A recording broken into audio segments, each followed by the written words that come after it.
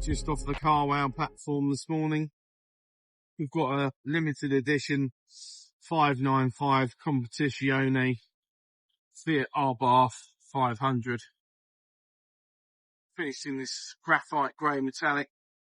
It's got some carbon fibre add-on bits that are fitted by the previous owner. It's a 1262 plate car. It's done 63,200 miles. 5-speed manual with aircon. It's got these bucket seats which are quite nice. Not really that badly worn at all for the mileage. As you can see, it's got the 595 logos on the side. The alloys have just been refurbished as well. No work to do with this car. Sound dries perfectly.